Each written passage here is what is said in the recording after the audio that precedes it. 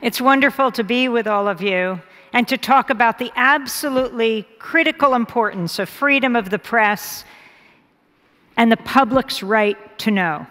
It's how we make decisions everywhere. I see the media as a huge kitchen table that stretches across the globe, that we all sit around and debate and discuss the most important issues of the day: war and peace, life and death. And anything less than that is a disservice to a democratic society. Now, I wanted to talk a little bit about where I originally come from. How many of you have ever heard of Democracy Now! And democracynow.org? That's fantastic, and for those of you who are not raising your hands, now you know. It's on 1,400 public television and radio stations around the United States and around the world. You can check it out at democracynow.org. It's a grassroots, global, unembedded, independent, international investigative news hour.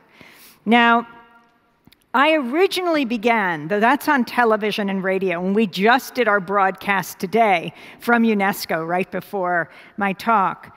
I originally began on Pacifica Radio, which was founded more than 60 years ago in Berkeley, California. A man who was a war resistor came out of the detention camps out of World War II and said there's got to be a media outlet that's not run by corporations that profit from war, but run by journalists and artists. And that's how Pacifica was born. The first station, KPFA in Berkeley, not run by corporations, as George Gerbner, the late dean of the Annenberg School of Communications at the University of Pennsylvania, would say, not run by corporations that have nothing to tell and everything to sell that are raising our children today. So the Pacifica Network was born. First station, 1949 in Berkeley, California, then Los Angeles, 59, New York, my station in New York, WBAI, Washington, D.C., 1977, and KPFT in Houston.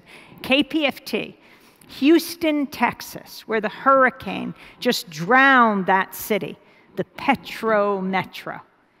In 1970, when KPFT went on the air, within a few weeks, it's the only radio station in the United States whose transmitter was blown up. It was blown up by the Ku Klux Klan.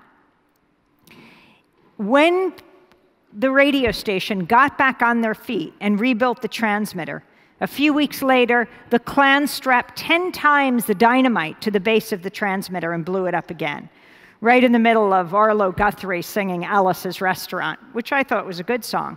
But anyway, it took them months to get back on their feet, and when they did, all the media was there showing this station, this phoenix was rising from the ashes. In January of 1971, Arlo Guthrie came back in to finish his song on the air, and KPFT has been broadcasting ever since. Now, I can't remember if it was the Grand Dragon or the Exalted Cyclops, because I often confuse their titles, the leaders of the Ku Klux Klan, but he said it was his proudest act. And I think that's because he understood how dangerous independent media is. Dangerous because it allows people to speak for themselves. And when you hear someone speaking from their own experience, whether it is a Palestinian child or an Israeli grandmother, whether it's a native elder in the Standing Rock Sioux tribe in North Dakota or an uncle in Afghanistan, you begin to understand where they are coming from. I didn't say agree with it. I mean, how often do we even agree with our family members? But you understand. It makes it much less likely that you'll want to destroy another person. It's that understanding that is the beginning of peace. I think the media can be the greatest force for peace on earth. Instead, all too often, it is wielded as a weapon of war, which is why we have to take the media back. Now, I come to you from the United States, where we recently had an election, and President Donald J. Trump is now the leader of the United States. But there are other leaders, too, people all over the country who are resisting. And one of President Trump's main targets is the press right now, you may have heard. and he is attacking the press fiercely. He is naming names. He's talking about the failing New York Times and the fake news CNN. And the media is fighting back. We have rarely heard them sound so much like Democracy Now!, talking about how important the media is in assuring a democratic society. They do fight back, except when it comes to one issue.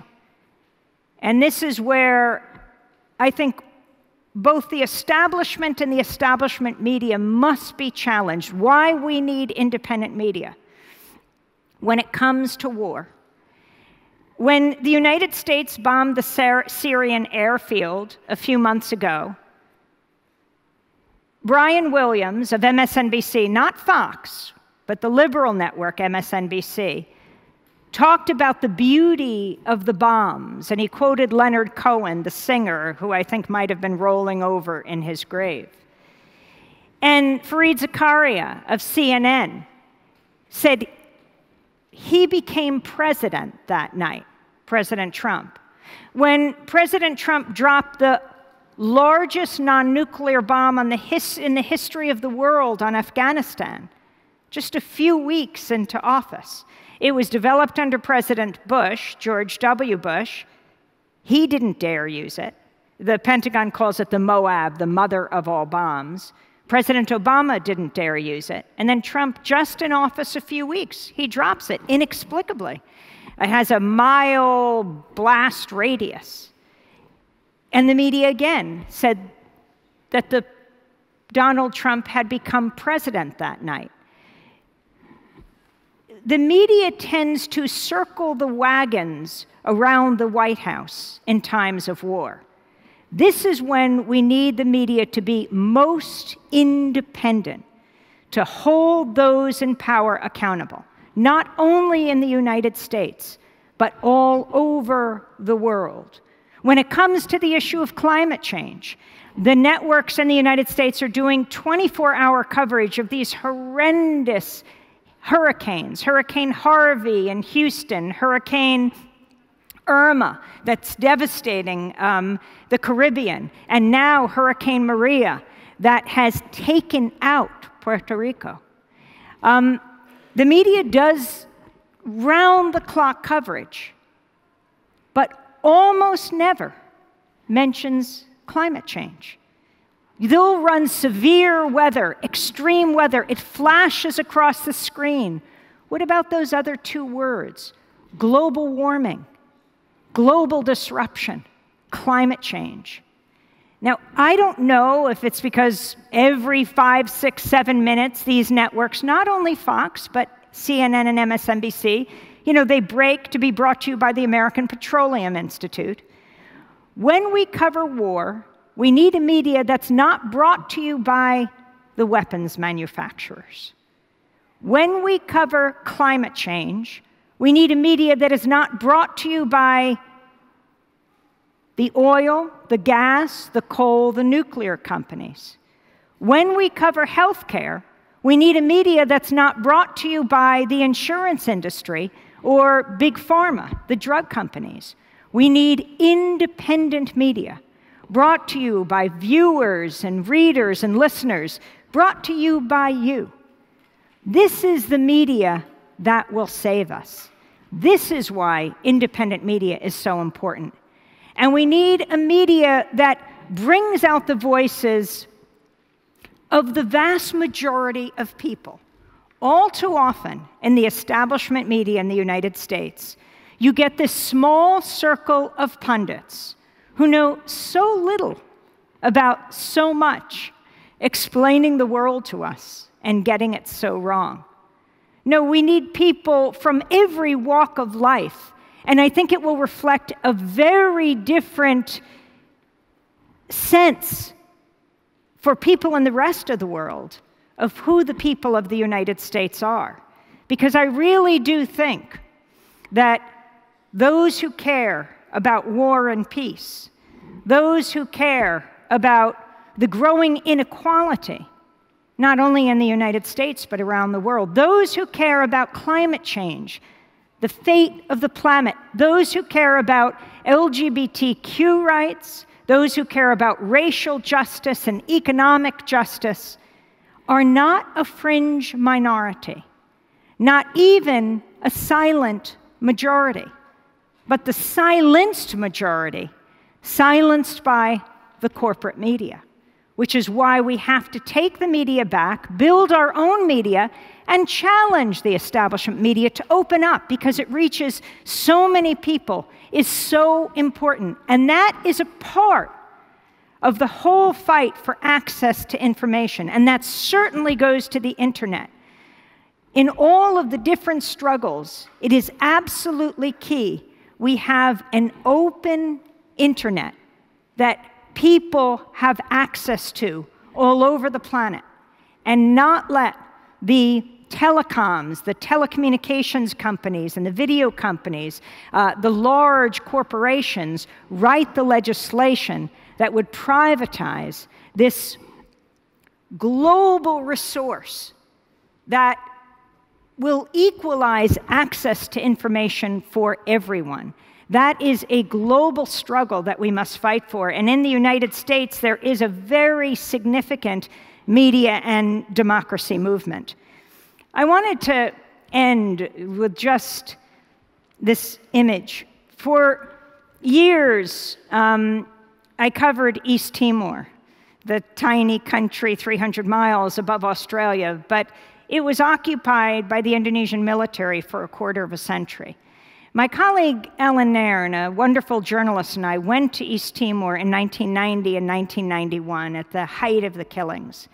And on November 12, 1991, we survived a massacre. The Indonesian military marched up on, more than 1,000 Timorese who had walked to a cemetery to honor yet another one of the young Timorese who had been killed. And the military, armed with US M16s, marched up, and without any warning, without any hesitation, without any provocation, they opened fire on the people and killed more than 250 of them. They took us down. We were very clearly journalists. I had my microphone in the air. Alan had his camera above his head. I take a photograph of the soldiers opening fire. They beat me to the ground, and then Alan threw himself on top of me to protect me from further injury. And they beat him with their US M16s until they fractured his skull. We laid there, and then in firing squad fashion, they put the guns to our heads. Ultimately, we think they took those guns away. They were demanding to know where we were from. And when I said America, America, we were from the same country their weapons were from. They would have to pay a price for killing us. They'd never had to pay for killing the Timorese. And they moved away. We were able to get to a hospital, and when we flew out of the country, clearly we were not able to stop this massacre just by our presence as Western journalists. When we flew out of the country, and we first went to a hospital, and the doctors and nurses started to cry when they saw us.